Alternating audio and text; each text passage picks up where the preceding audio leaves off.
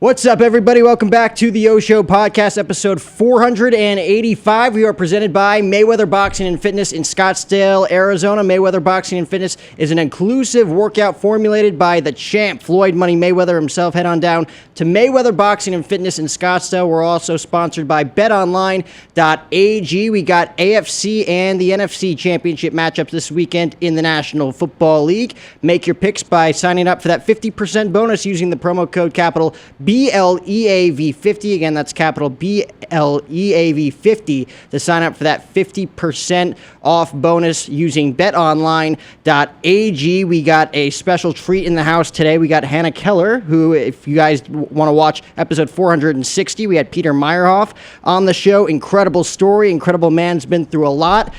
His significant other has a story to tell as well. Hi, I'm so excited. Actually, I'm really nervous because this is my second podcast that I've ever done, so give me some grace. A lot to live up to. Well, we'll make it work, but you got a lot going on. You've had a busy day today as well, dropping off your kids. You are not a fan of birthday parties, apparently. Kids' birthday parties. Who created these things? You're a real adult for saying that. My mother's like, I love the children. I love birthday parties. Lying. No, I was even saying on my social media, like, I don't do birthday parties with my kids because I can't stand them. Ugh. And I know it sounds heartless, but I actually do other things, more adventurous. We go and we do something. We have a day to ourselves. We spend quality time together. That's their birthday. I think it's way cooler than hanging out with people that you've never met before that they go to school with. Like, that's kind of weird. Right. I mean, literally just give them the day off from school, like you were saying before. You don't have to do anything special. We went to the mall, went shopping, whatever she wanted, she could buy that day. Like, that's cool. Oh, my God. Well, I'm happy that we got to do this. Yeah, because, again, Peter gave me your number probably the day after we did our podcast. And I'm like, I'll text her. And then I'm like, I haven't done it yet. I wanted to wait a little bit, though. Wanted to wait a little bit before, obviously, your podcast came out. Roll Call with Chappie with Peter Meyerhoff. If you guys want to check that one out. Apple Podcasts, Spotify, YouTube as well. You guys are on video. YouTube as well. Brand new studio, which looks awesome. Right in the with the huge metal basically. I mean, that's unbelievable. You guys are in Chandler, right? We're in Chandler. We actually, we first met in Philly, right? We did. At the Sean V. Bradley event. Yeah. How close are you guys with him? Not anymore. Not at all? No, Haven't spoken? Out. No way, really? Don't tell anybody I said that. Okay, well, I guess I'll text Peter later about it. I'm not shocked. That guy is all over the place. But I'm very, very intrigued and excited to talk to you a little bit about your story today. Yeah. Again, whatever you want to talk about, but you have been through just like everything. Hell and back. Yeah. Let's just say that. Hell and back. Where do you want to start? Because, again, I think probably the most fascinating thing that you said within the first 5 minutes of yours and Peter's podcast was that, obviously, in order to pay your bills, obviously you have 2 kids, right? Mm-hmm. 2 kids. 2 little girls. And you had to go strip in order to make a consistent living. And the funny thing is that you told your mother that you were just going to be a bartender at the strip club instead of actually telling her that you were a stripper. Yeah. Honestly, stripping, there's so many things that come to mind when someone says, oh, I'm a stripper. Yeah. And I know because when I had a client who was a stripper. I was a licensed esthetician, and she was my client, and, she was a stripper. So I wanted to know all about it, you know? And because my mentality was like, that's disgusting. It had, you're basically a whore. That's what I thought.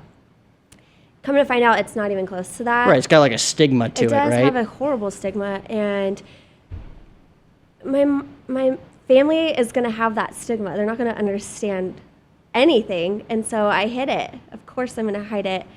And I did it for me, and I always think, like, I don't need to explain myself to anybody. And if they asked, I would have been honest, but they just believed me. So I didn't say what I was really doing. Right. Yeah, I did that. It's been 4 years now, and the money was so good. It was insane. Insanity. But it came with, it came with a lot of things. So I had to create this like alternative persona. I said like I had a split personality. Like I'd be Hannah, and then when I would walk through my work doors, My stripper name was Moxie. Moxie. Okay. And so when I would go to work, I was no longer Hannah anymore. Yeah. Like, I was this asshole that couldn't have feelings. I was there to hustle. I was there to get money. I was there to manipulate men. I was there to get my money. I wasn't there to make friends. I wasn't there for anything but that. Was that a slow build, or did you say, like, as soon as you got that, that's the type of mentality that you had to develop in order to make it in that? The first night, I did a lot of watching. My first night dancing, it was like, I was watching what was going on around me. I was taking it all in. I went back the second time, and it was like, okay, when you go in, you know what girls are making money. Yeah. There's the girls that aren't. They're taking home $100 a night. And there's the $100 a night? Yeah, there's girls that are taking nothing home at night, and there's girls that are taking thousands home at night. And it's like, I'm going to surround myself with the girls that are taking thousands home because they're doing something right. I'm not here to make $100. So you get in with the girls that know what they're doing, and you learn. So I learned, and I just absorbed it all, and I became my own person, Moxie. Ooh. How long before you told your parents? They just found out this year. No way. Just this year. And I didn't tell them. Somebody else told them. Oh, that's not good. Somebody else ratted You on never me. want that. Who ratted? My ex-husband. He was being a little salty. So he ratted on me, and, it was like, how could you lie to me? And it was like, could I have been honest? Could I have been? I don't think I could have been, because look at what you're doing and how you're treating me now that you know. You were saving yourself from an argument that you didn't want to have, right? It wasn't hurting them. It's not affecting them. It's not doing anything to them. So my little secret had nothing to do with them personally. Did it hurt them a couple years later finding that out, or? I think the fact that I lied about it hurt them. Yeah. I could have been honest, but like I said, if they would have asked, I would have said yes. But it's just something that it's not going to hurt if you don't know. No. You know what I mean? And then, they find out, and they're like, well, now that's a horrible job. My mom used to say, I'm so proud of you. If I could have done that, if I could have been a bartender or a hostess, I would have done that too, because that's amazing. And then she finds out a stripper. She's like, that's evil. That's horrible. Right. How could you do that? And I'm like, you were just saying you were proud of me. It was literally just like right next to it too. Like, I'm going to be working as a bartender in the strip club. In the strip club. You're right there in all of it anyways. I'm in it anyways. Yeah. Yeah. So, and then she says that, she's like, we got to do something else. I'm like, nobody can tell me anything unless you are going to take care of my bills. I mean, you can say whatever you want, but at the end of the day, you didn't want to take their money too. You aren't paying for me. Yeah. And no, I'm not gonna. No, I've been on my own since I was 17, and maybe it's a pride thing, but I'm not going to take money from anybody. Wow. So I stopped stripping when I met Peter, and it was out of respect, and it's understanding. I wouldn't want my man to be a stripper. Absolutely. If I was in a relationship with him, so I stopped. But recently, big announcement, I'm going back to stripping, and for the sole purpose, Peter's not working right now, I'm not working right now, and I decided I wanted to go back to school and take a course for my aesthetics license, and in order to pay for that, I'm gonna have to go back to stripping. Right, and obviously it's, you talked about the stigma before of that, right? People automatically just jump to like the stereotype, what they see on TV, like in a sitcom or like in a movie, or just, just porn all over the internet, right? Like, people just jump to stigmas. It's so very difficult for people to be open-minded about it, right? Honestly, people hear stories, too, about, there are clubs that are nasty. There are clubs where girls do really bad things. And I've been to I haven't worked at any of them, but I visited as a customer, and so I get it. And so these guys go in there, they get these services, and then they talk about it. So then they put the word out there that strippers are nasty. I get it. It makes sense. But the club that I work at is run very professionally. It's very clean. We actually have cameras in every single room. And in every single private room, there's cameras. The whole club is cameras and microphones. So you can't get away with shit there. And then you have to be licensed to be a stripper. I don't know if you knew that. Really? You take a test? No. What do you do? No, you just have to pay fees. But you have to be licensed, get fingerprinted, like a clearance card. Okay. To dance. And then... So we've got our bouncers, we've got the cameras, and there's things legally you can't do. So legally I can't be touched. Makes sense. So people don't know that. Like, it's illegal. So there's a lot of things that you have to watch out. You can't say certain things because if an undercover cop came in, you'd be arrested. I don't want to get arrested. Wait, so you guys, they can't touch you, but you can't touch them either? No, not legally. It's illegal. It's prostitution Okay. if you were to actually Absolutely. sexually touch somebody. I absolutely understand that. So no. And it's so funny because the money that you make and you don't do anything, you know, and guys are like, oh, I went down the street and got this. I'm like, that's sad for that woman because I'm tripling what she just made and you haven't touched me yet. Do they have to sign in, like, speaking as someone who's never been to a strip club? You haven't? With my mom watching. I can't say Mom. that. You, do they have to sign, like, waivers and stuff? Because, like, they have to know that, too, that they No. can't touch anybody, No, they right? don't know that. So that, you ever run into a It's situation? all about manipulation. Yeah. I have to manipulate these men into thinking they're going to get what they think they're going to get without saying they're going to get it. And when I do that, their credit card is coming out. Right. Thousands of dollars to get what they think they're going to get. And then, you know, once I get my money, it's like, ooh, I never said that. That's I a never sick said that. game. But you obviously know how to work it. Were you able to leave Moxie at the door when you left work? Or did that kind of Yes and spill no. over into Yes and home no. life? I started thinking about men differently. Yeah. You know, yeah. like I look at them differently now.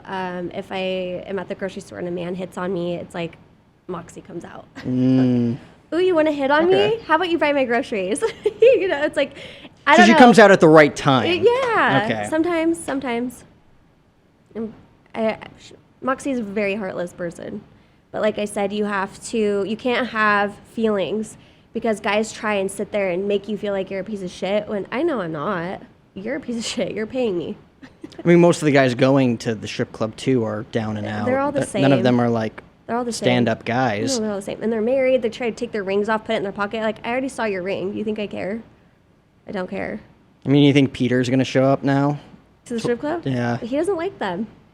But still, knowing that you're going to be going back to work as the protective No, to significant make other? him comfortable with it, when I first met him, I brought him into work as a customer. Like, I came in with him, and I introduced him to all the people I worked with.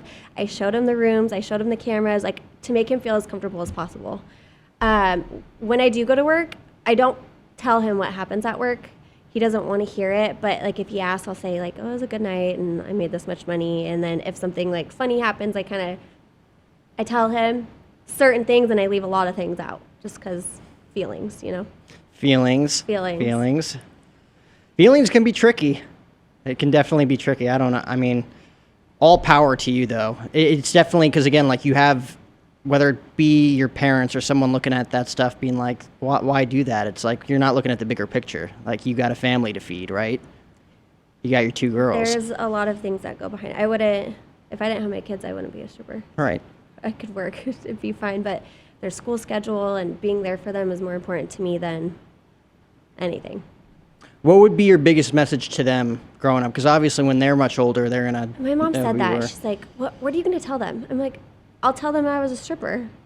I feel like she meant that in like a negative connotation. She though. did. I'm just asking She like was super straight negative up. about like, it. Like, what are you going to tell them? Like, I'm going to tell them that I wanted to be as present as possible with my children. I didn't have that in my life, I don't feel, when I was younger, and I tried to make up for what I didn't have growing up. So Yeah. I'm not ashamed. At first, I'm like, oh, what are people going to think? But no, I don't give a shit. It's my life. I'm not doing anything wrong necessarily. So some people, they think it's wrong. It's not. And I'm doing it. I want to be with my children. So, and I'm not going to say I did it because of you, because I don't want to put that guilt on them. Like, oh, my mom is a stripper because of me. Like, no, I did it because I love you and I wanted to be around you. And that is what made it possible to be there and be present as a parent. I see these moms that are struggling, single moms that are struggling. They have their kids in daycare. They work an 8 to 5 job. Yep. They never get to see their kids. By the time they get home, it's 5 o'clock. It's time for dinner. Put your kids to bed. Same thing next day. Like, I was around. I got to pick my kids up from school. On half days, I was there. When they didn't have school, I was there. Like, I'm there. And I'm so grateful for that, because I can't imagine being a struggling person. Have you seen that show on Netflix called Made? My roommates watch it. I haven't gotten around to it. I started watching it and I cried. Like, it's real and Yeah. it's sad. And like this poor mom who's struggling, she leaves a abusive relationship and then she has to struggle. Yep. And it's sad. And I'm blessed and I'm grateful that I was able to do this. Really. I mean, you do it for your kids. You're proud of your kids, I and do you're it proud for of what them. you do. Yeah. Yeah. I mean, that's inspiring in its own right. You don't give an F about what anybody thinks, right? It's taken a long time to get there. I used to really care what people thought. And then, I mean, you reach a certain breaking point to where it's like, who cares? yeah. Most Yeah. of the time, people aren't thinking about you anyways, Yeah. unless they're like in your life, right? Yeah. No, a lot of people have that problem still, like worrying about what other people think. So you said, obviously married twice before you met Peter, right? Mm-hmm. The first husband is one you had the kids with? Mm-hmm. Where's he now? He actually lives an hour and a half away. He's in Tono Is he still Basin. involved, the kids? Yep, he gets them 4 days a month. Okay. 4 days a month. 4 days a month. So he lost that Doesn't- battle. Doesn't pay child support. Like not very there. Okay. And then your second husband, you said, is gonzo. Yep. Like he's 20 years. He got sentenced to 20 years in prison, so terminated that marriage right after that Yeah. happened. I can't. I unfortunately am not that woman that can stick it out that long. Right. I need a lot of things, and I couldn't get shit when you're gone for 20 years. No, and I couldn't imagine. Aborted that mission. I couldn't imagine that. And then the funny thing with meeting Peter, you guys met at the gym, right? Uh-huh. And then him and his buddy bet like a maestro steak dinner Yep. that he, That he could pull me if he could pull within me. like 30 days. Something like that. That's hilarious. Yeah. That's Yeah. hilarious. So I met Peter at the gym, and I guess he pulled me, huh? Did you like him at first or? No. Not at all? No, I had other plans with Peter when I first met him. I had just gotten out of a relationship, and so like I was just fun was coming into my mind, and I got to know him, and I fell in love with him. Ooh, Yeah, love is a dangerous I game. got to know him. So God doesn't do anything by mistake. You know, Right. people get put into your life for reasons. And there's a reason I met Peter. Well, I think because, again, when you guys going back and forth in the podcast that you did on Roll Call, you guys, it was like kind of weird coincidences, you know, certain traumatic experience that were going on in your life were coincidentally happening to him in a totally different realm. Yeah, we don't. But at I the same can't say like time. we have a lot in common, but we have a lot in common. Yeah. We can understand each other on a different level than a lot of people can't understand me. A lot of people don't understand him because unless you've been through the same trauma, you're never going to get it. So me and him are able to really understand each other on a deeper level because we've both been in some really fucked up places in our lives. Yeah. I mean, I find it so fascinating that, like, it was kind of like a God-given thing, like pre-scripted destiny that you guys were able to meet up and actually, like, you're probably thinking, like, oh, no way, like, that happened to you the same year that this happened to me. Yeah, right? when we start talking about dates and stuff, I'm like, wow, that's interesting. I mean, two totally different, like, he goes away for the things that he did for 12 years, over a decade in prison. Most people aren't making it out of that stretch. You, on the other hand, obviously losing 3 siblings, you know, dealing with your own addictions, completely different entity in its own right. You know, just to get into that a little bit, I don't want you to, you know, spill your guts or anything, but, you know, that's something that 9 out of 10 people, hopefully, for the love of God, don't go through in their lives, right? No, a lot of people won't experience loss at all. Yeah. Or addiction, or any of the things I've actually been through. Yeah. I always go, like, why me? Yeah. And I always thought that, like, why me, why me, why me? Poor me, you know? But it's like, as I've gotten older and I've been able to look back, it's like I said, God doesn't do anything by mistake. And I'm in the program now of recovery, and my sponsor always tells me, you know, you go through these things because there's going to be a woman out there that needs you. Yep. Because you've been through it, and you're going to be able to help them get through it. And, you know, I start looking at things like that. Like, there's a reason I've been through all this, and it's to help other people. Like, I want to get on this podcast, and I want to talk about these things because I'm not the only one. I know I'm not. And so I want to be able to share it and talk about it. It's real life. It's shit. Yep. It's real life, and it's hard. I mean, I think that's the greatest thing about podcasts, too, because you're actually able to hop on here and say whatever the hell you want to say in the way you want to say it, where, like, CNN could, scratch this story and be like, all right, this is what happened, okay? I know, like, this is what you think what happened, but this is what you're going to talk about. But this is what really fucking happened, let me tell you. Yeah. Yeah. Yeah. So what you were 10 years old, 12 years old? When your brother passed, died? I was 10 years old when my first brother passed. He was 21, drinking and driving, and got in an accident, and he passed. The passenger lived. He had a seatbelt on. My brother didn't. And then, let's see what else. So that happened. My oldest brother, Casey, ended up having organ failure from drinking, was in ICU for months. Got put, he had a trach, a colostomy bag. He was on life support. They wanted to pull the plug. My mom said no. So he was there for 6 or 7 months in ICU, unconscious. While that was happening, my sister got deep into her addiction. My brother got better. He recovered. Don't know why. Don't know how, but he did. And he was on disability, and with disability came checks for drugs, and he was on a bunch of drugs for all that had been going on with his body, and he was already an addict, but more addicted to those. He became homeless and chose to be homeless because he would get his disability checks, and his drugs were more important than anything else.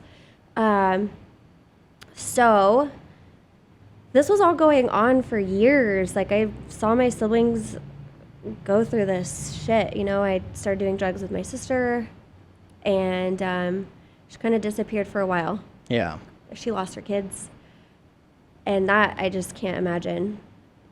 I can see how that happens, me being an addict myself, but it's just like, I cannot imagine. I can't fathom that happening, losing my kids. So my grandpa killed himself, and he was married to my grandma for 63 years. I was able to see my sister when she came to his funeral. Yeah. And she was like at her lowest point. She weighed like 90 pounds, looked like absolute garbage, had scabs all over her body. And it was really hard to see my sister that way, Right. Like, I always looked at my sister. I looked up to her, and she was like the most beautiful person in my life. And then seeing her like that was like, wow, that was rough. And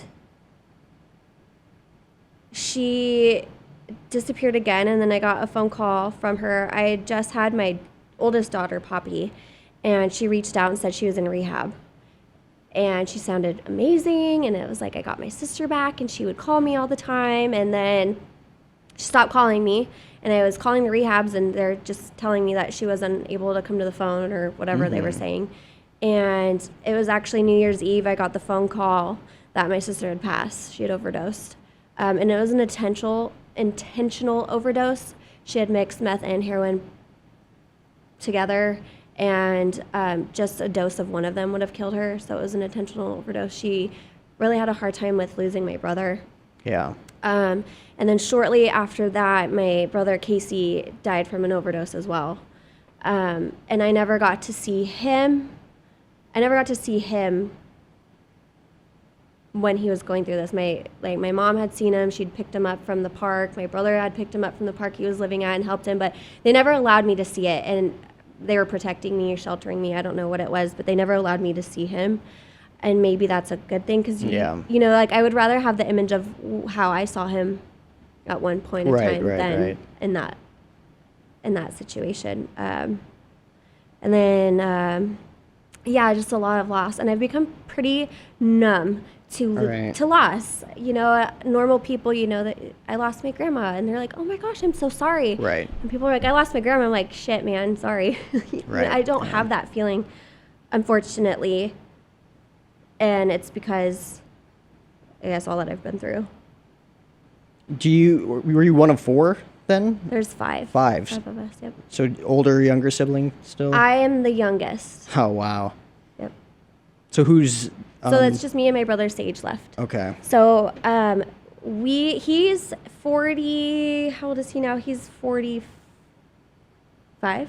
I believe. Are you guys close? So we weren't close at all. And I remember crying to him about it. And he's like, we have nothing in common. You're so young. Well, then I had children and we were able to relate. Yeah. And now we have a really, really good relationship. And I look up to my brother and I call him when I need him. I call him when I'm sad. I call him when I'm happy. I call him. We talk all the time. So we are all we have left. Yeah. We are all we have left. So I'm grateful for at least him. Would you say that, whether it was your brother Casey, like when he started going through his problems after, one of your older brothers died, was it because of that he was experiencing some of that trauma and he went down to that both downward him and spiral? my sister went into that downward spiral after my brother Blake had passed. Yeah.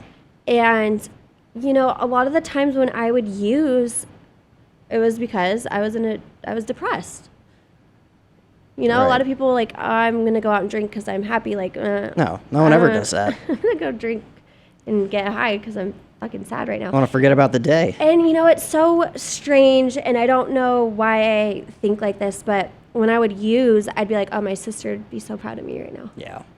It was so strange because that's something that we would do together, and she had wrote multiple poems about her addiction, and it was something that she hated. Yeah. And so why would I think that she'd be proud of me for doing something like that? I don't know why I think like that. But yeah, whenever I'd use, I'd always think about them. She like introduced you to alcohol when you were what, 12 years old? 11. Jaeger. Did you think of Jaeger. anything of that? Like, was it like... No, it was my older sister. This is fucking cool, man. You know what? When I was 11, something had really triggered me and pissed me off, and it really hurt me. And my sister's like, we're just going to drink and we're going to dress up. She had stripper heels. Yeah. We put stripper heels on me. She did my makeup, did my Wow. hair, had me drinking Jaeger, and I was like super cool. And now I look back at it, I'm like, what the fuck? What was happening right there? Yeah, but no, I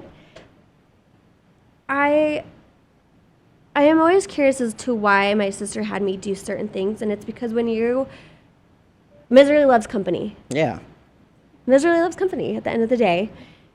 She wanted me to do it with her because you don't want to do that stuff by yourself. No. I am grateful that she never introduced me to heroin. And I talk about it in my meetings all the time, that I'm grateful that nobody introduced that to me because I would have done that. Yeah. I would have said yes. Was she doing it when you were 11? She had always had a meth problem. Yeah. And she started doing heroin because the pills were too expensive. Right. So that was when I was older. So in high school, that's when she started doing heroin. Oof. I mean, I couldn't, like, what were your parents thinking through all of this? We used to hide things from my mom all the time. Yeah. So she would leave straws in my bathroom.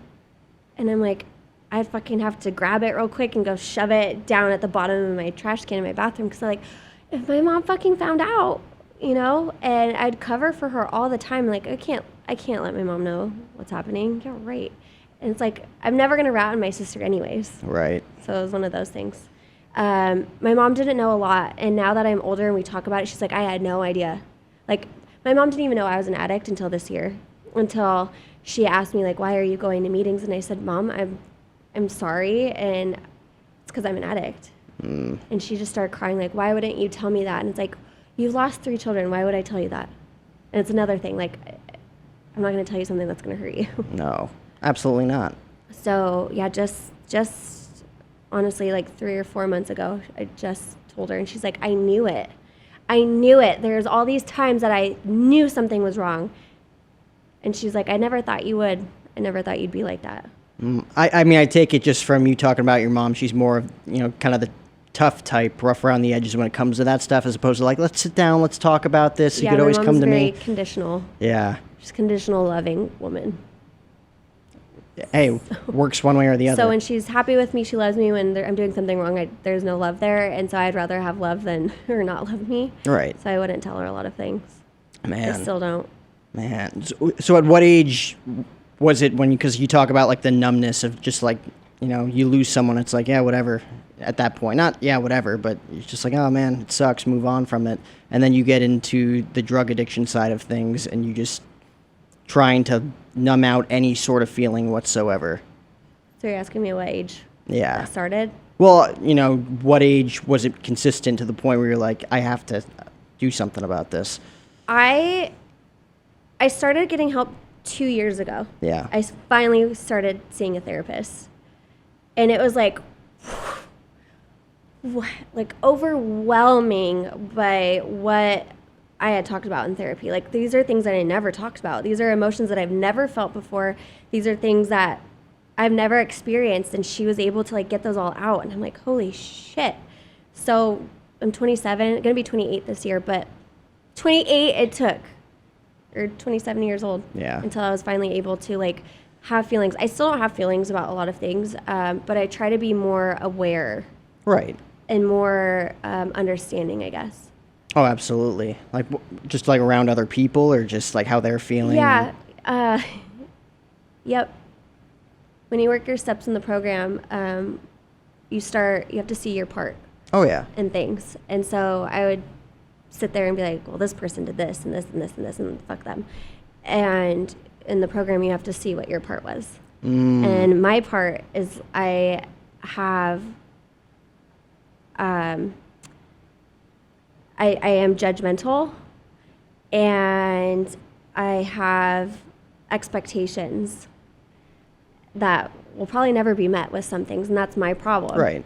So I can't judge somebody by what they're going through and how they deal with it by like how I would deal with it. They haven't gone through what I've gone through, so but I can't judge them for not being tough like that. So yeah, I've been able to learn and see what my part is on everything, and it's very interesting when you start doing that, Oh my God. It's very, very interesting. It's very overwhelming. Did you have a tough time at first talking to a therapist, or were you open day one? Like, okay, this is their job. No. Was it tough? It was tough. And she'd be like, well, what does that mean for you? Or how does that make you feel? Or obviously, how does that make you feel? But she made me like really think. Yeah. She wouldn't ever put words in my mouth like, well, you feel this way. It was like, she made me really sit and think about if it was anger. Like, there's other underlying layers to anger. And it's well, if you're angry, but what's underneath that? And it's like, things your brain doesn't even think of, I didn't right? even think about that. So she says there's an iceberg, so what you see on the top, but underneath at the bottom and under the water is all these feelings. And it's like, oh, instead of saying I'm angry, it's like I'm disappointed, I'm frustrated, I'm disgusted, like all these other words that come with it. And it's like, wow. So now when I say I'm mad about something or I'm sad, it's like, no, I'm these feelings. Yeah. And I've never experienced that until recent. What was the biggest thing that you learned about yourself through therapy that you thought like, oh, this is why I'm angry, this is why I'm disappointed? Like you just said, like it was like the iceberg of things that you knew going in, but then you got kind of unraveled and unveiled other things that your brain didn't kind of wrap your head around. I think the biggest thing I've learned about myself is how strong I actually am mentally. Yeah. I thought I was just this weak person, and it's not. And she always told me, like, you have been through so much, and how okay you're actually doing is mind-boggling, because a lot of people wouldn't be able to handle it. Yeah. And she's like, you're just so strong, and you're overcoming so much. And I guess I realized how strong I actually am, and I don't give myself enough credit. Yeah. I don't. I'm so hard on myself, and I had somebody. Do you know Emily Hayden? Yeah. Okay. First Form, right? First Form, and Evolve with Emily. Anyway, she came to visit us in town, and I was just not in a good place. She came to visit, and I had to pull her to the side, and I said I had to apologize for my behavior, because I know I'm doing it, and so I'm going to apologize when I can see what I'm doing. And so I apologize, like, I'm sorry for my behavior. This is where I'm at. And she's like, let's go meditate. So we went outside and we like meditated together. And she's like, I want you to tell me what you love about yourself. And I just broke down crying, because like I've never been able to sit there and say I love myself ever. And that was really hard. I realized that I don't love myself. And so now that I was able to say that out loud and actually see that and hear it, it's like, well, I want to love myself. So now what steps am I going to take to get me there? And so now I'm like, I'm going to start doing things for myself. Like we were talking about, like I'm going to start doing things for myself, and I'm going to love myself again. You know? Oh, yeah. I mean, I feel like that is, I mean, it's obviously the number one thing to do in the world, but it's so difficult. Like you said, whether it's just like, I don't love myself, or you just think I could do so much more, like I haven't done enough, and you kind of just, your brain just turns on you. Yeah, and there's things that I will jump up instantly to go do, and then there's things that I'm not going to do. And it's like, and then I need to be able to see why. Like, why am I not going to jump up and do that? Like, there's something there that's causing me to stop. So what is it? What are those things? So I've been trying to dig a lot deeper into like feelings and a lot of things. I actually was just diagnosed with a mood disorder. So they're telling me I'm bipolar. And that was really fucking hard to hear. Yeah.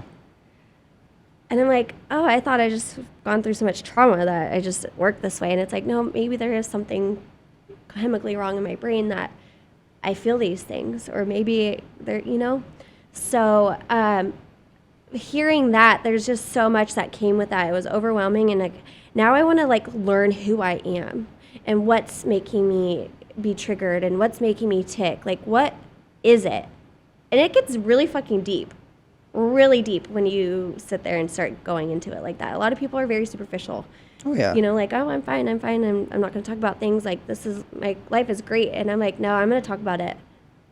Like, I took a break from social media for, I think it was like 30 days. And I was As like, everyone should. I'm going to take a break. It's not bringing peace into my life, and I'm going to remove it. And when I got back on, I was like, you know what? I'm going to get back on, and I'm going to share like the real, honest, and raw me.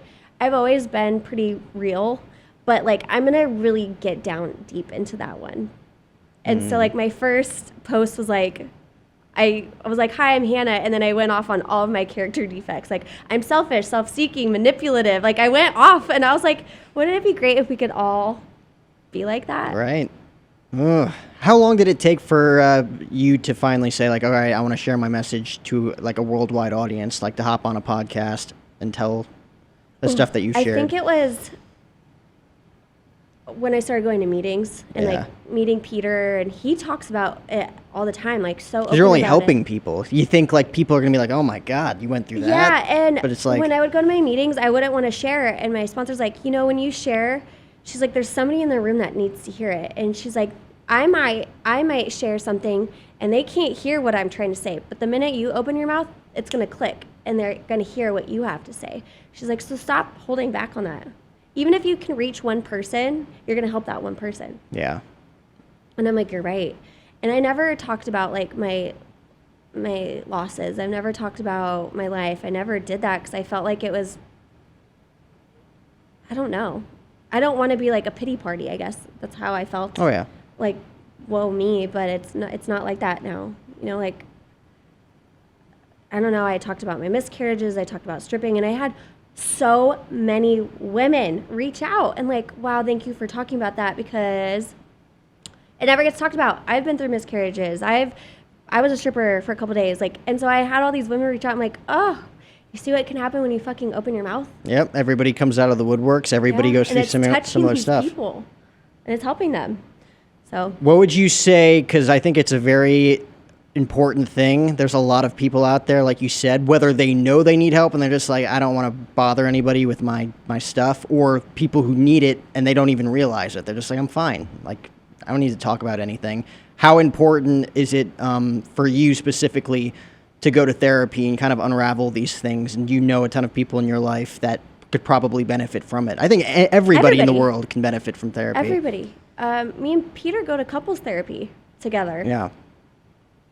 Absolutely need it.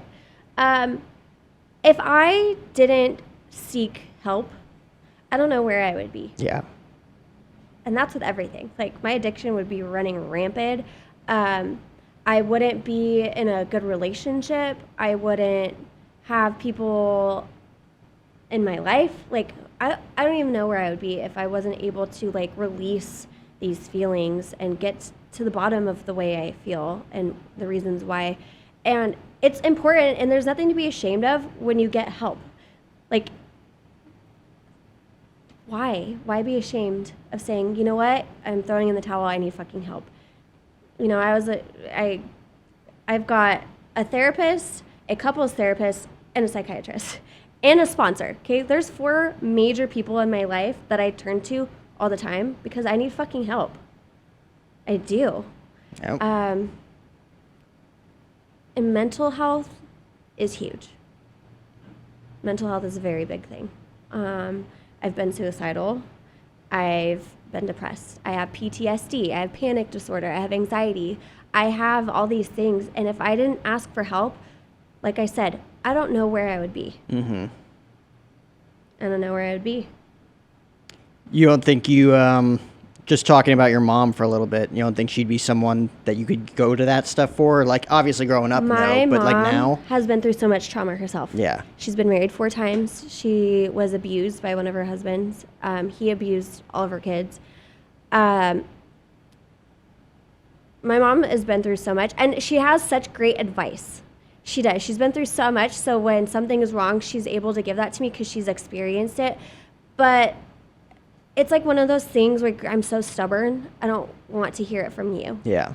I need to hear it from an outside source. You know what I mean? Right.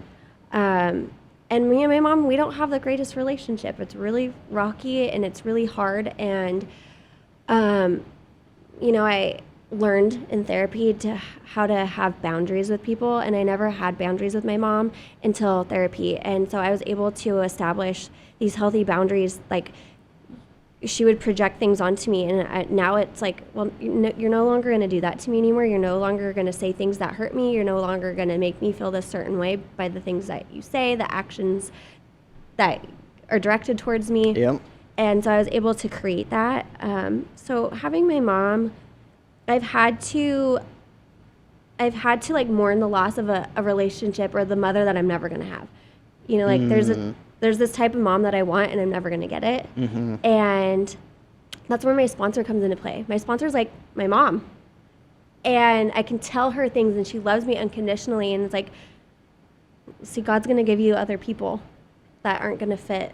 You know, God's going to give you these people that you are lacking, I guess I should say. Oh, yeah. I mean, that's such a difficult thing to finally accept too, when it comes to, you know, your own mother, accepting the fact that she's not going to be who you want her to be, but you also have other people in your life that love you unconditionally at the same time. Yeah. Mm-hmm. I mean, that's, and again, it comes from opening up, right? Like, if you had never opened up, you'd just be living in that shell of, and I'd keep having these unrealistic expectations of my mom, and, you know, like, I'd keep setting myself up for failure. Like, oh, there she goes again. No, it's like, no, you're just not going to be this person to me. So now that I've accepted it, it's going to make my life so much easier. Oh my God, 100%. Yeah. And what about your brother now? Does he, you know, seek help with any of this stuff? Because obviously you guys have that shared trauma. It's so funny. In high school, my anxiety started. So freshman year, I got put on antidepressants because my anxiety was so bad. And I would tell him, and I'd tell him about it. And he's like, it's just in your head. It's just in your head. I think 4 or 5 years ago, he finally called me and he broke down. He's like, I am so sorry for saying that, because he had anxiety. Like, he had his first panic attack, and he went through it. And he actually sees a therapist now, and his wife sees a therapist, and his boys see a therapist. So, like, the whole family is seeing therapy. I'm actually getting my 8-year-old put into therapy. She sees a school counselor, and we both made a decision, like, she needs therapy too. Because they're going to give us tools that I don't know, tools that my brother doesn't know. So he gets help. He's doing really well. He has this huge business. It's taken off. He's got lots of employees. He's doing very, very well for himself. So I'm proud of him. I'm proud for him. Oh my God, 100%. That he's been able to take his situation and turn it into something so amazing. Right. I mean, you can go one of 2 ways, right? You can either go downhill or you can go uphill. I mean, it's your choice at the end of the day. It's all about choices. It is. It's all about choices. I could be a fucking shitty person if I wanted to make those choices to be that person, but there's a certain person and a certain woman that I want to be. Yeah. And I'm going to take certain steps to be this woman. Does your daughter like going to therapy, or is she kind of like, I don't need this, Mom? She kind of gets excited about it. Really? Like she goes, I'm going to see my counselor today. I'm like, okay. And so she gets home and she brings me what they talked about. It's like a paper, and we talk about it.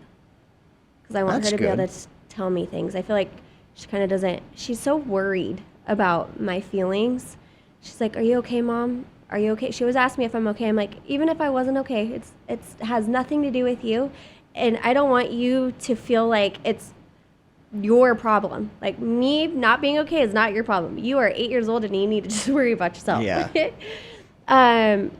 Yeah. So I think it's going to be really good for her because she's a worry wart. I think she's already getting like little peaks of anxiety for some reason. And she's been through a lot. Naturally. She's been through a lot herself. She sees me go through a lot, you know? And I've always been honest with my kids. And so, like, I'll break down and cry. And they ask me what's wrong, and I tell them, like, I'm not okay right now. I'm sad, or I'm angry, and I show them the feelings. Mm-hmm. I think people need to see those things. Would you say that they're very curious at a young age? Oh, yeah. They want to know a lot of things. Just asking a ton of They're questions. really smart, though. Sometimes you don't even have to explain anything. They already know. They're very intuitive. And they're just smart like that. Oh, here's a fun question. How are they with Peter? They love Peter. They love Peter. My 8-year-old is very opinionated. And so we struggle with parenting, co-parenting, I guess. Peter's never had children before, so it's kind of comical sometimes. Like, he says things, and I'm like, okay, but you don't even have fucking kids. Right. So what? And there's people like that everywhere. They're like, yeah, you should do it this way. It's like, you have no experience in this expertise. Yeah, I used to be that person. Like, I'm never going to let my kids do this. And then I had kids, and I'm like, yeah, that went out the door. Yep. So we do have a hard time co-parenting, and it's only because he thinks that parenting should be one way, and I've been a single parent forever. Yep. Forever. And so I'm just stuck in my ways. Like, and I do need to learn how to be a little, like, back off and be like, okay, this is a team effort, and sometimes it's hard. And then she sees me get frustrated, my 8-year-old, and then, like, Peter tells her, like, not to do certain things, so then she kind of holds, like, a grudge against him. And I have to, like, explain to her, like, hey, we can't be like that. Right. But they love him. They adore him. They do. And my youngest started calling him Daddy. Oh, nice. She's like, can I call him Daddy? And I'm like, you can call him whatever you want. You can call him whatever. You can call him Teddy Bear if you want to. Like, whatever it is that you in your heart want to call him. Like, I don't set them up for that. You know, like, it's what they want, and they can feel about him how they want to feel about him. Like, I'm not going to put words in their mouth, and I'm not going to be like, well, you have to be like this towards him. Like, no, you're a child, and oh my God. Yeah. Was that something that he ever thought about doing, like being a dad one day, having a family? I know you asked him about that. I did ask him about that. He said he never really thought about it. And then actually a couple months after seeing each other and dating, because we met in November, December, he's like, would you have babies with me? And I was like, I already have 2. I would have loved to have another baby, but, you know, I was never in the spot to have another one. But now my kids are older, and so January came around, he's like, so that's 3 months of knowing each other, he wanted to have a baby. Yeah. We got pregnant really fast. And I was kind of just like, Lord, like, if this is your will. But yeah, we want to have babies still. It's just not the right time. Right now. Of course not. I've been through 2 losses, and I need, like, emotionally to recover. I can't go through another loss like that. It's one of those losses that I actually have to feel and endure. Mm-hmm. Like, with my losses of my siblings and my family, I can kind of put that on the back burner. I don't have to deal with it. With losing a baby, you have to feel like your body has to go through losing a child. And it's like, I kind of have to deal with it. I can't just put it on the back burner. It's just happening. Like, here we go, you know? Yeah. So, yeah, I had to mourn those babies. Well, you're 27, 28? Going to be 28 in April. Going to be 20. I mean, you got plenty of time. I got lots of time. But what do they say? But I always think, like, my girls are going to, I've got 6 and 8-year-olds. They're just gonna get older. But then if you look at it like, well, they'll be able to help me. Come full circle. I mean, you were how many years apart from your older siblings? I'm pretty old. Right? Or pretty separated. Yeah. My mom got pregnant with me when my youngest brother was 13. So 13 years. Ugh. And then my oldest brother, we were 20 years exact apart. 20. So I guess it doesn't really matter. No. I have a buddy whose siblings are in their 50s. He's a year younger than I am, which is crazy to think about. He was like a miracle child. Wow. So his parents had him at like late 40s, something that is unheard of. It's just hard for me because I've like my body is now this body that I love. Yeah. And then when he asked to get pregnant, I'm like, oh. I've had my Why are we boobs going to the done. Like gym? I finished having babies and I went and got my boobs done and like I got my body this way that I want, and then now I'm gonna ruin it again. But I'm fine. How I'm fine. important is fitness right now? Because Peter's bulking up from what I've seen. You guys go to the gym all the time. I'm a certified personal trainer. Okay. I don't know if you knew that, but fitness is very important. The mental health and the way you feel about yourself is huge. Yeah. So I was overweight. I was 50 pounds overweight at one point in time, and then I was underweight at one point in time. So my body's been back and forth on the spectrum, and it's important because I know how I felt when I was overweight. I know what I thought about myself and how I looked at myself, and I don't want to feel like that. So it's very important. I mean, I feel like that's something that you can, if you get that out of the way, if you're feeling right physically, the mental stuff comes after that. Because if you're not feeling right physically, everything falls apart. And it's not to be like superficial, like I say I'm vain, but like, Right. the way I look makes me feel a certain way. Yep. You know, and it's for everybody. It's a natural human thing. Oh, yeah. It's important. So to kind of go back on the subject of, you kind of overcoming some of your addictions, having a sponsor, having a good support group, how many of those people, whether it be in a meeting or a specific sponsor, are those people like family to you, or are there some that are kind of distant? No. How does that work? Maybe it's just luck. Yeah. It's not luck, it's God. But the meetings that I go to, I go every morning. It's a 6:30 meeting, and it's the same group of people that go.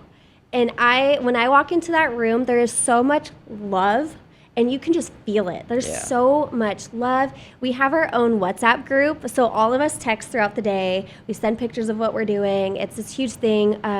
We have, separate from the meetings, we'll have we had a game night. So we all went over to that's nice. One of the guy's house and we did barbecue and game night, and it's just a huge family. So it's like I've gotten a new family. Yeah. That I've had been missing my whole life. And so all these people that love me unconditionally, and we all can relate because we're all fucked up. Yeah. We're all addicts. So I'm like, oh, I'm a stripper. Well, they're like, well, I got fucking arrested for doing this and that. I'm like, oh, there you go. It's like no holds barred. Like, yeah, there's you did that? Like, I did something 10 times I thought worse. my shit was bad until I went to meetings, and I'm like, oh, their shit's fucking bad. My rock bottom doesn't even compare to their rock bottom. Like, what? So I love that because you can't have judgment in your friendships or your relationships. Like, you just can't, because it's never going to work if you have that judgment. No. So it's very freeing, and I feel very, very blessed. I feel beyond blessed to have this group of people. I do. I love them. I love them so much, unconditionally. Now, you were talking a little bit before. You said you relapsed in December, right? Mm-hmm. And when it comes to other people in your group, I'm sure everybody hits a certain rock bottom or temptation to do something. Like, what's the kind of protocol? Like, how do you support one another when stuff like that happens? So I did it when I relapsed.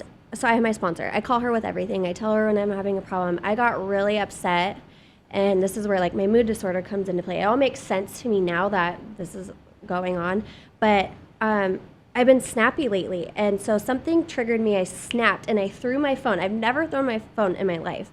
Threw my phone, shattered it. Okay, well, now I don't have a phone. The next day, I get triggered so bad that I want to go drink, and normally, I'm not, alcohol is my gateway drug. I am a pill person. I like drugs. I like getting high. But I didn't have my phone and I can't reach out to the drug Right. dealer. So Right. I could go get alcohol though because that's right down the street. So instead of being able to call my sponsor and be like, hey, I want to go drink right now because she can talk me off the ledge, or these people, if she doesn't answer, I'm going to call another woman in the program and she's going to talk me off the ledge. Yeah. Well, I kind of lost that connection to reach those people. I threw my phone, I broke it, I didn't have anybody's number, I don't know where they live. So I went and relapsed. So normally when you're having these feelings, you have to pick up the phone and be honest. Like, hey, I feel like this right now. And they're going to be like, oh, sweetie, that's fine. Like, I felt like that the other day. It's normal. It's normal to have these feelings, but you have to talk about it. Yeah. And if you don't talk about it, you seclude yourself, and then you end up relapsing. And that's what I did. I made it so where I was secluded, and I couldn't reach out when I needed it, and so I relapsed. See, And then you tell them, and they're not like, oh, that's shitty, I can't talk to you. You know, they're like, oh yeah, hey, I've done right. that a million times, and welcome back. I mean, have they told you any stories of them? Oh whether yeah, it be we talk stories all the time. All the time. There's even my sponsor, she's like, God put you in my life because you are me. Right. Like, I'm her. And everything she's been through, I'm going through it right now. Like, there's nothing you can do that's gonna scare me away. No. And like I said, I thought my rock bottom was bad until I hear what these people talk about. I'm like, oh, you're right. Like, they share real stuff. They Like, my share life's, about their yeah. struggles, about their divorces, about their, like, being cheated on or cheating or stealing, whatever it is, they talk about it. So it's like, there is no judgment there. And you said it was just like an anxiety attack, like you threw your phone. What was the stress point there? My relationship. Okay. It was something that triggered me, and I just snapped. I just I was standing in my bedroom, and our shower is all stone, and Yeah. I just chucked my phone up the stone, and it shattered, and I was like, it felt so good when it left my hands, but as soon as I heard it hit the wall, I was like, that was not that one ain't cool. coming back. No, damn it. And then I had to go get a new phone, and No contacts or anything. You had to like restore I it. had everything. I didn't Yeah. have pictures. I didn't have text messages. I didn't have anything. Like, I don't back up my iPhone. I never back it up because I'm not going to pay for Apple. Anyways, yeah. And I was like, was it worth it? No. Was it worth it to relapse? No. None of that's worth it. At the time, it was, but nothing gets fixed. No. Me It throwing my happened, phone doesn't right? fix anything. Me relapsing doesn't fix anything. My feelings are still there. Nothing changed. I just made myself feel like a bigger piece of shit, you know? Do you feel like you had to in that sense, like looking back at it? Like, were you kind of like in cruise control, like things are going great right now when it comes to that stuff, and then all of a sudden it's like, up, feel like shit again. But like looking back, maybe I needed that push in order to finally get over that hump. Yeah, nothing happens by mistake. Yeah. There's a reason this happened because, you know, like, I don't know. I always say that. Nothing happens by mistake. There's a reason I had to go through that because now I can see my part. Exactly. And now I can fix it. So you talked a little bit about possibly starting your own show. I would love Any to. ideas on that, or is that kind of just like you know, in the I have air? this, at first, you know, because Peter's is roll call with Chappie, and it's like about prison, and I was like, I should call mine like the new sheriff in town. And he flipped the fuck out. He's like, no, like that's insinuating sheriff that. in town, Yeah, huh? he's like, that's like insinuating that like you're the shot caller and all that. And I'm Right, like, it's right, not. right, It's right. it's just clever. It's funny. I don't even know, but I would love to go that route. Would you have any like guests in mind, just like whether it be like your sponsor, people that you've interacted No, it would with? probably be people that have been through shit. Yeah. And I don't Absolutely. care about like, you know, like a lot of people reach out because they have a big social media following. Like I don't care about that shit. I don't give a fuck if you have 100,000 followers. I don't give a fuck. That's a huge misconception in today's I don't give a world. fuck. What are you gonna fucking like? Right. How are you gonna help other people? I guess. So, I would interview a homeless person. Like, how interesting would that be? I would love that because that shit's fucking real. So yeah, when I think about having a podcast, like I want to talk about real nasty stuff, the stuff that people don't talk about. Like, who is it? Call Her Daddy. Oh, Well, there's Sophia Franklin, but then that was her counterpart. She does her own thing now. Well, they have their own thing, but they talk about... The Barstool chick, They talk about sex and stuff. Like, Correct. we love hearing that. Well, I want to talk about... Number 2 podcast in the world, too. Is it? Right? Well, I want to talk about everything. Emotional health, mental health, like all that stuff. I want to talk about all of it. Oh, my God. I mean, with my show, it's literally anything. Like, I want to talk to everybody. I love, like, storytelling's my passion. I want to get to know everybody. Where it's like, what's your dynamic? Like, because everybody's story is who's so your demographic? fun. It's I'm like, different. I don't know. I just like having conversations with people. Anybody? Yeah. Like, we're like, Peter, obviously, he has his niche. He has his message that he wants to get out there through his own experiences and can interact with people that have gone through similar stuff. Where it's like, you could just go off the rails and talk about whatever you want. Where, like, your niche could be, mental health, wellness, just through the experiences that you've been through. Like you said, like, having a homeless person on, I'd watch that right off the bat. Wouldn't that be Could you cool? imagine? Yeah. I mean, I don't know what would happen. They might just get up halfway through the interview and just be triggered to do something else. Who knows? But like, anybody, and I don't even want it to be about a following. Like, I want it to be about just being real. I don't care that, like I said, you have 100,000 followers. No, I think that's the biggest misconception in the world today. Because like, you look at someone's account, they'll be like, "Oh, they have X amount of followers, 300,000 followers." Like, that could get us great exposure if we have them on the show, right? And I'm like, yeah, but at the same time, are they going to talk about anything remotely interesting? No, most likely. Right? No. Most people with amazing stories aren't on Instagram 20 hours of the day posting clips, right? Yeah. They're all over the place doing whatever the hell they want to do. Yeah. Out there spreading a far more important message than anybody could even fathom. Yeah. It's true. I think that's probably the biggest misconception in the world today of social media. Social media, it kind of makes you kind of puts this, it's like we walk around with stars above our head, like 5 stars. Like, if you've got a lot of followers, you're 5-star, but if you only got a couple hundred, like, you're 1 star, Right. Kind of like... It's like high school all over again. It's like the yeah, popular kids, the fucking geeks, horrible. the jocks. That's why I left it, because I'm like, this is bullshit. Yeah. How long? You said like a month? Yeah, it was a month. Was it like a cool And I had detox? done this before. Or? Honestly, the last time I took a break, and I took a break for a couple years, after my ex-husband got sentenced, I just got off and never went back on until I met Peter. But I tripped on mushrooms, and I had this out of body, out of mind experience of what I thought about life. And I was like, I don't want fucking social media ever again. So I got rid of it for a couple of years. Wow. Yeah. Jeez. And then I came back and people were like, whoa, what happened to you? I thought you died. So what is that experience like then? What? Tripping on mushrooms. What is is that that? is like what goes on in your brain? I can't, I don't You don't even remember? No, I mean, it's so deep. Yeah.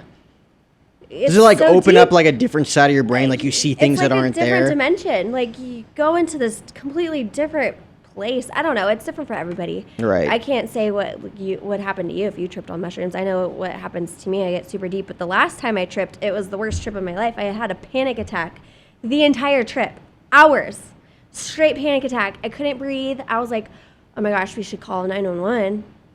Like, what is the fucking ambulance going to do? I'm on mushrooms. Yeah. What are you going to do? So, yeah, worst trip ever. I didn't do mushrooms after that. It was horrible. What did you see exactly? Was it anything? It was just a panic attack. Like, Yeah. I don't know. Have you ever had a panic attack? Oh yeah, like you know what's going on. Well, Like I you're couldn't breathe. Like, I couldn't right. catch my breath. I was dying.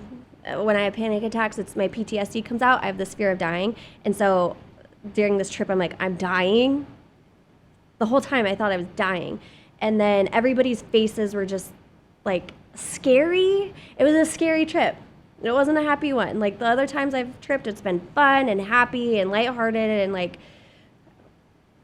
great. And this one was evil. It was horrible. I literally could not even imagine. I remember they say acid can open up a certain side of your brain. Yep. You see dead I'm afraid. relatives, and it's huh? As much as I love drugs, I'm too afraid to do acid. I'm afraid of that. Yeah. Of not being able to at least on Percocet and shit, I could come out of that one. But acid, I love Molly. That's still different. What does Molly do? Molly is like it's like a body high, like a sensation, the feelings of things. It's just like I don't know how to explain it, but it's feelings. Yeah.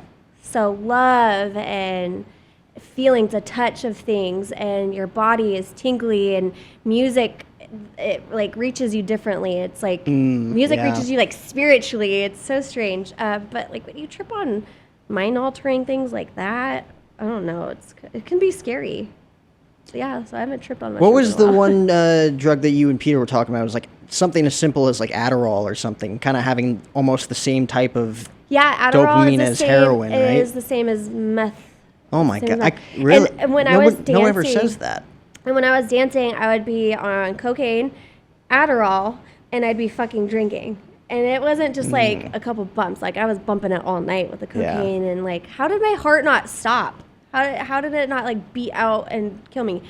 So Adderall is the same as meth. I can't no, obviously nobody promotes that. Works. It works for people that have ADHD because it has a different effect. So it's going to calm them down. But for us, I don't have ADHD, so it's going to fucking spike me up, make me high. Right. Like I'm like wigged out. I like that feeling. And the second you figure out that it's very similar to heroin's obviously a lot cheaper. Mm-hmm. And people get hooked. Like I said, if someone would have offered it, I would have said yes. I really would have. There's a reason nobody offered me. Like I would, you know? I mean, tell me if this is a weird question or not, but you know, as a mother now, right? There's no weird like questions for me. 10, not even, maybe 5 years down the road with your kids, and would you be able to tell the signs if they were getting into similar stuff that you got into? Yeah. You know, it all starts with, I think, drinking and weed. Really, that's what it started with for me. I don't know anybody that's gone from doing nothing to like straight heroin. Like, It doesn't work like that. You have your gateway drugs that are going to get you there. Well, like alcohol and pot, for example. I always talk about this because I'm like, what am I going to do? Right. I don't want to enable. I don't want them to think it's okay, but I also don't want them to sneak and go get fucked up at their friend's house. Well, it's like best case scenario. But like I also don't alcohol. want them at my house drinking. Yeah. Like, where do I stand? And I guess I'm never going to know until I get to that point. That's when I'll be able to make my choice, is like when I get there. Because I don't even know right now. I think about it all the time, actually. I could only imagine what Peter would do, right? I always think about dating, like, oh, man. Oh, that's going to be rough. Yeah. That'll be fun. Boys. That's what everyone says. All parents say. I know. I'm just like, those are the two things I always think about. Like, what am I going to do? There's only one way to find out, I guess. Yeah, just do it. Oh, my God. You want to make sure they're with the right guy. I feel like best case scenario, sneaking around like a handle of something or like something in the alcohol world is best case scenario. Just like anybody does that, right? Anybody gets into that. People experiment, right? Yeah, and I know I'll have to show them grace because I did it.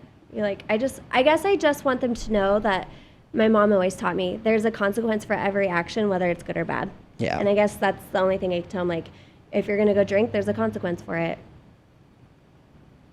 Who knows what it is? Like, in high school, I drank, and then somebody gave me something, and I don't even remember what it was, and I blacked out, and I woke up, and I was laying in my own vomit, and my pants were unbuttoned and unzipped and pulled half, like, down.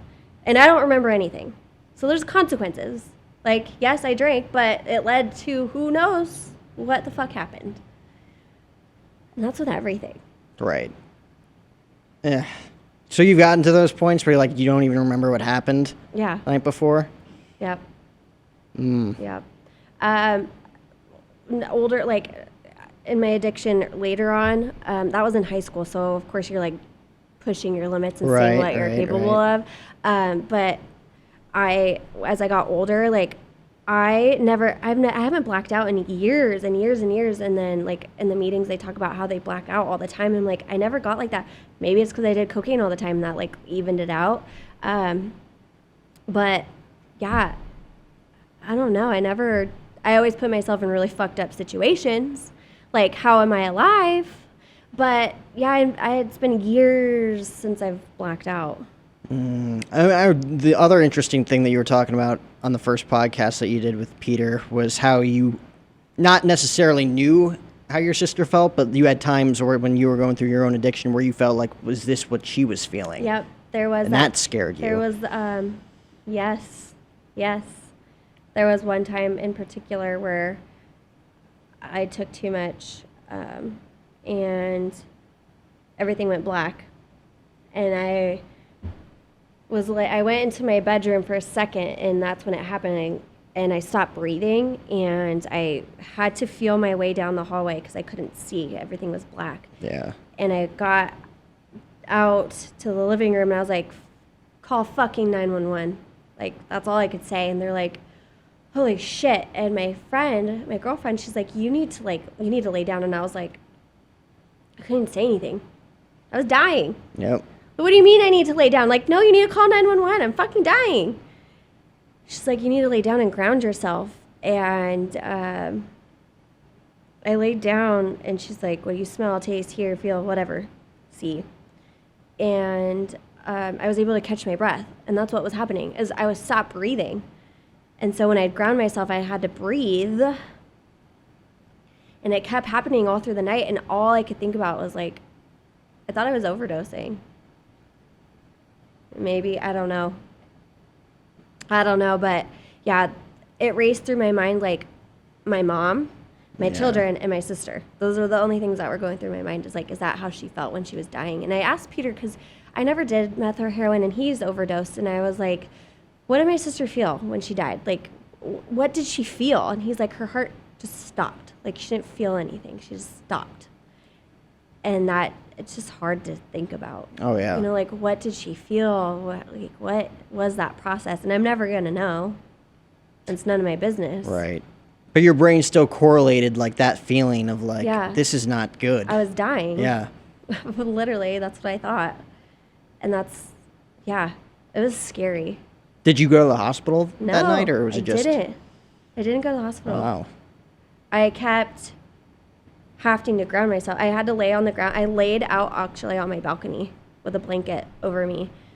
And I just kept, my friend sat there for hours and hours and hours. And I, like, my whole body was just moving and twitching. And she just, like, I'd start turning blue, and the same thing would happen. She's like, okay, what do you hear? What do you smell? What do you taste? What do you see? And then it would bring me back. And then, you know, a couple of minutes later, the same thing. And it was horrible. Oh. It was horrible. And it was horrible. Traumatic. I mean, to say the least, with everything that you got going on and moving forward, like, what, obviously with a, possibility of a podcast down the road, don't want to put that pressure on you, but, everything going back to work too, like, what's kind of like the biggest message that you have to people out there that you're looking to not just like inspire, but people that are looking for help out there that have gone through not similar things, but like-minded things that you went through? What's your biggest message of encouragement for them? My biggest message is that you're not alone. Yeah. You're not alone. And as long as you're making the steps and taking the steps, you're going to get through it. But you have to be open-minded and willing to make those steps in order for you to get anywhere. Because if you stay stagnant, you're going to stay there. And you can't be afraid to look at your part.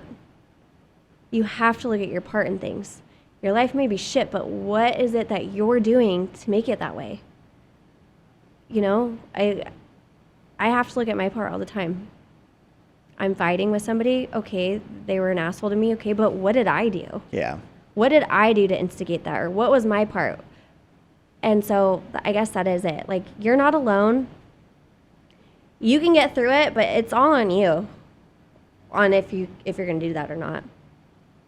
Right. Did you read any books or podcasts related to any of that, or is it just based on what you've experienced? I do. I should start reading. I would probably get so much out of that. I'd probably be able to speak a lot better. Right. I mean, there's like certain people, right? But no, I haven't listened to anything. I've listened to Not even Emily's? I've listened to Call Her Daddy a couple times. And no, I haven't listened to Emily's, like, a full podcast of hers. I've listened to, like, bits and pieces. Yeah. What about, why am I blanking on his name? Brad Lee. No, I've never listened to anything. Really? None of it. I don't know. I think you'd like a lot of it. Especially if you were able to find like certain things that you could take away from your own experiences. It could be eye-opening, be like, oh, that's a really cool experience. You know, I get a lot out of meeting people. Yeah. So listening to a podcast, I guess I have to be in a certain state of mind to like absorb anything out of that one. But if I'm out and I meet people, that's where I get a lot of shit from.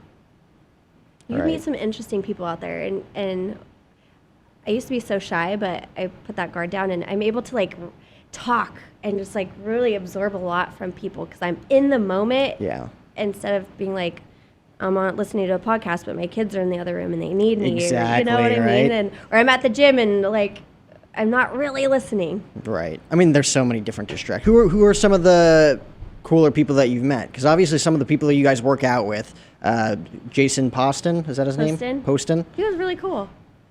He was like, you would think, I don't know, you just see people on the internet, so then you think like you exactly. make up this. You already have like an expectation of who they're they're like. You make up this person already, and then you meet them and you're like, wow, they're actually really amazing. Yeah. Like Emily is, you know, I'm like, oh, she's gonna be like stuck up or something, but she's an amazing woman. Amazing woman. Like, there's a reason that she got put in my life.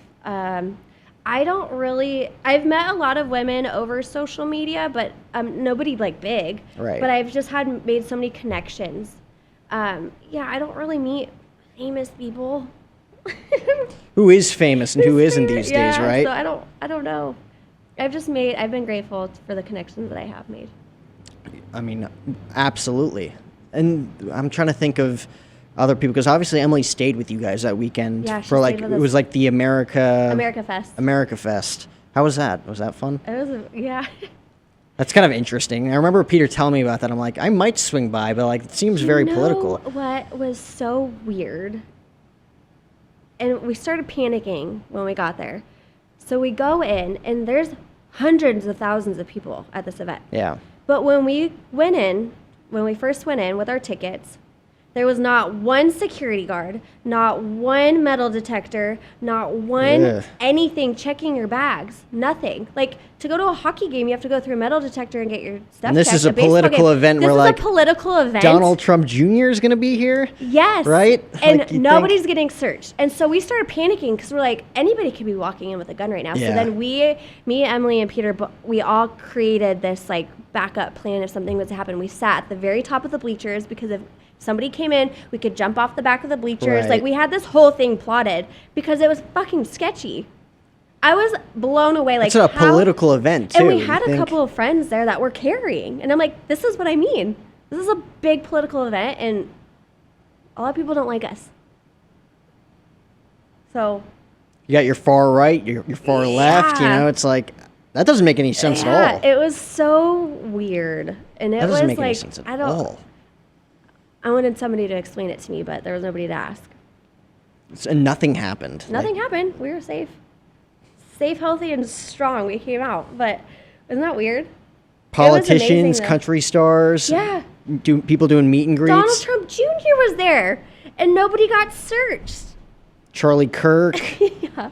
Jason Aldean's wife. I think I saw one of my friends post a picture with her. That's insane. You never see that today. No. Ever. No, I can't go to a baseball game without getting searched. You can't go to half the baseball games in a concert. No. A small concert. I grew up in New York. I can't even get into Yankee Stadium without having a Vax card, right? Yeah. It's like, it's ridiculous. Yeah. Oh my God. Well, this has been a lot of fun talking to you, getting to know you, because I have always found it very, very fun talking to people. Because again, like, you guys are very good with your social medias. You and Peter both. From what I've seen, you guys are very active when you guys are on it. I just try and be just like myself, you know. I do. I got on there today. I was talking about the birthday party, how shitty it was, and then I don't know what else I put it on there, but I just try and be myself. Right, because I don't give a fuck what anybody thinks. If you think I'm ugly or if I don't do my makeup very often. Like, if you don't like it, I don't care. You can kiss my ass. So that's great, though, because you're your authentic version of yourself. Yep. And at the end of the day, this is who you are. Yep. And you're showing the people who the real you is. Oh, I'll even put a filter on, and I'll be talking with the filter. I'm like, wow, look at me. And then I'll take the filter off and be like, well, yeah, look at that. Yeah. So what do you got going on the rest of the day? Is it just hanging out, or? My oldest she brought a cookbook home from school, and she wanted to make a cake. So That's fun. said, fuck it, might as well make a cake. Well, let's get you home making that cake then. Yeah. I appreciate you coming on, though. I'm so happy to be on here. I hope this was. I hope this rivaled Roll Call with Chappie. I don't know. Maybe we talked about a little bit different stuff, but I think there was a couple things that we talked about. That was different. A lot of things. I told him we needed a part 2 because my episode with him did really, really well. And so I was like, let's do a part 2. And he was like, yeah, we'll talk about it. if it does really well, you gotta do it again, right? The people want to hear it. Exactly. So I appreciate you having me on. Well, you guys definitely want to check out this episode with Hannah Keller. You definitely want to check out Roll Call with Chappie, their episode, and obviously they got a new one coming up at some point too. Again, that's Roll Call with Chappie. That's the full title of it. Yep, and then his website is petermeyerhoff.com. petermeyerhoff.com. It's as simple as that, ladies and gentlemen. But this was episode 485. Remember to head on over to Mayweather Boxing and Fitness to sign up for that membership. And, of course, it is NFL Championship weekend for both the AFC and NFC. Make your picks by using the promo code capital BLEAV50. Again, that's capital BLEAV50 for that 50% bonus using Bet Online. Zach, hit the lights, man.